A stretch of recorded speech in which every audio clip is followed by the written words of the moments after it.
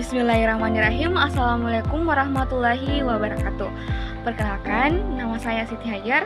Saya salah satu mahasiswi dari STIK Tamalate Makassar, jurusan Promosi Kesehatan. Pada kesempatan kali ini, saya akan sedikit membahas tentang mortalitas dan morbiditas.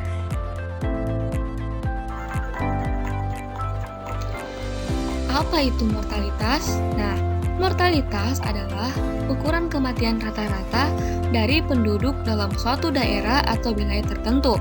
Secara sederhana, mortalitas merupakan jumlah kematian akibat penyakit tertentu maupun kematian alami. Menurut WHO, mortalitas atau kematian adalah sebagai suatu peristiwa menghilangnya semua tanda-tanda kehidupan secara permanen yang bisa terjadi setiap saat setelah kelahiran hidup.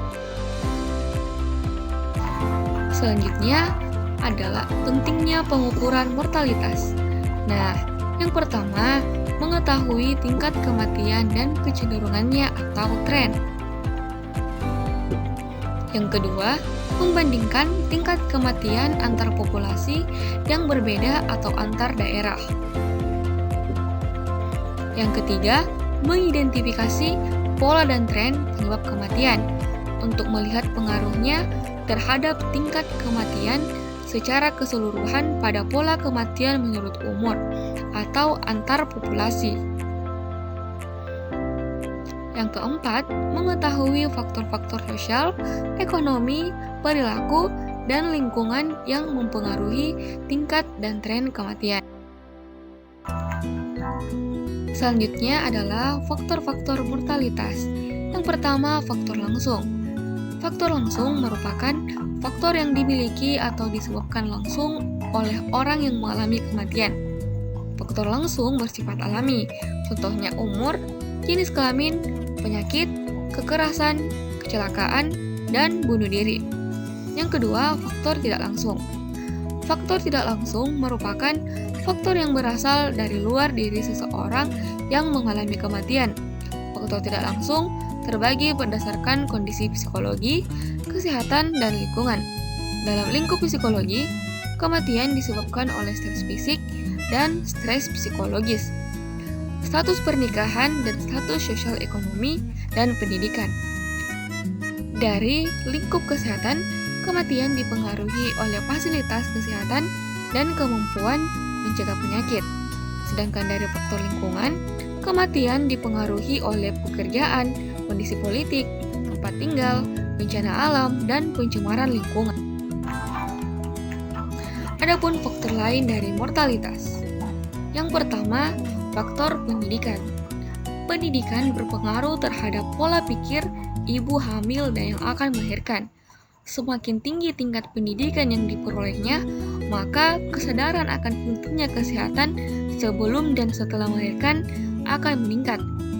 Kesadaran ini kemudian mengurangi risiko kematian karena ia akan memeriksakan dirinya di rumah sakit dengan pelayanan dari ahli kesehatan.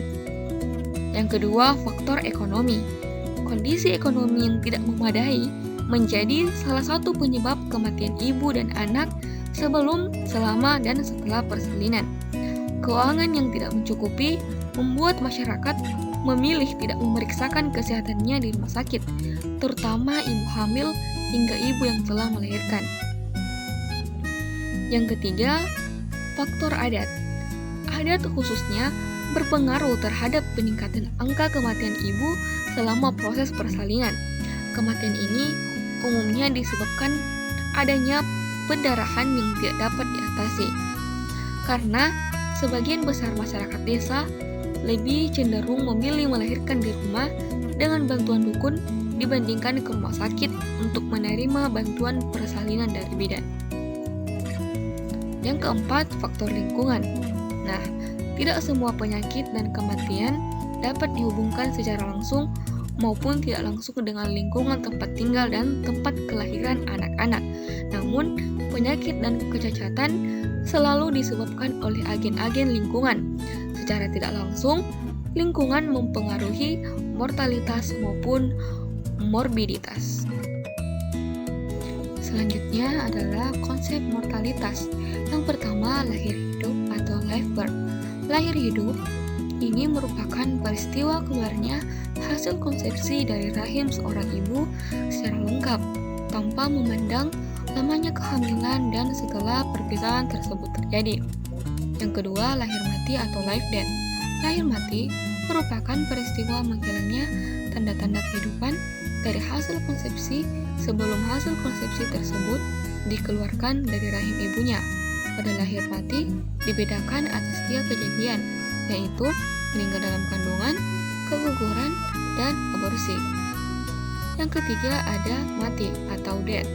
Mati merupakan menghilangnya tanda kehidupan secara permanen dan bisa terjadi setiap saat setelah kelahiran hidup.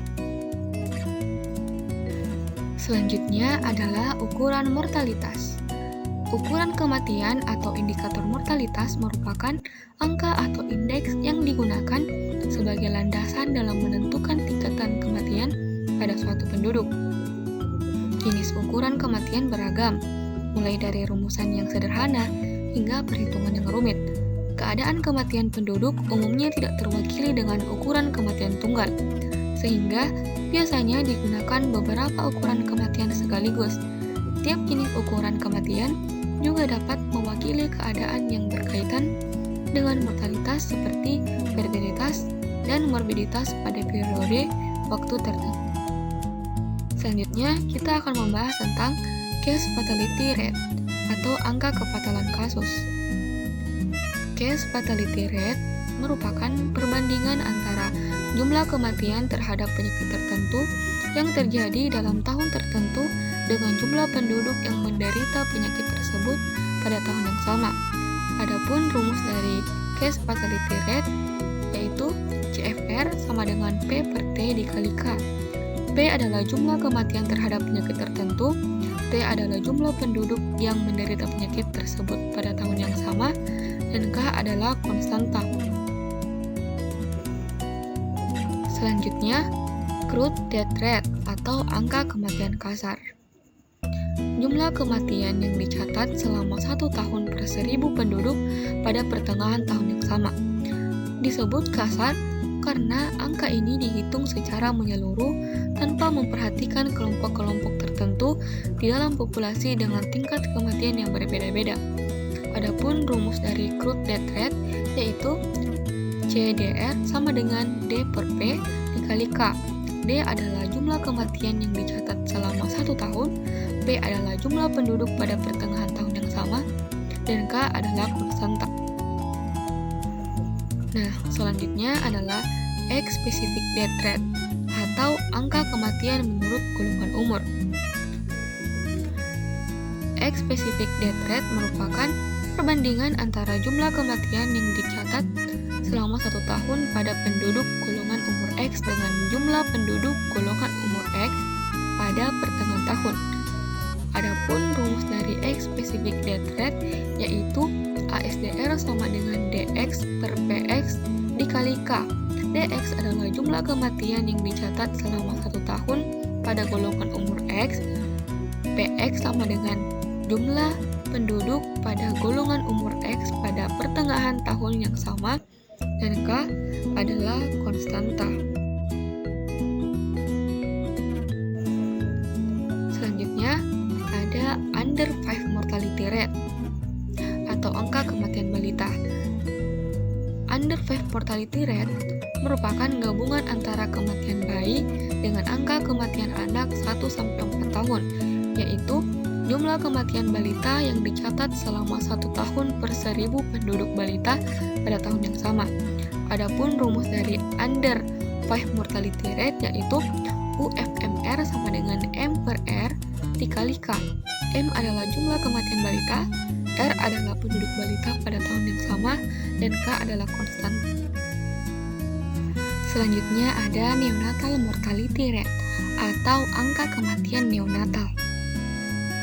Neonatal mortality rate merupakan jumlah kematian bayi yang berumur kurang dari 28 hari yang dicatat selama 1 tahun per 1000 kelahiran hidup pada tahun yang sama. Di sini juga ada rumusnya. Nah, selanjutnya kita akan membahas tentang morbiditas.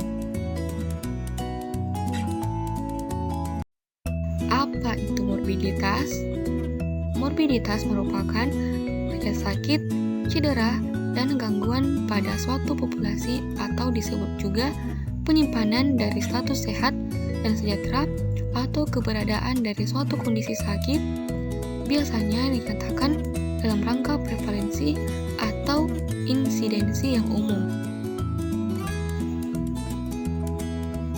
Selanjutnya, pengukuran mortalitas dan morbiditas.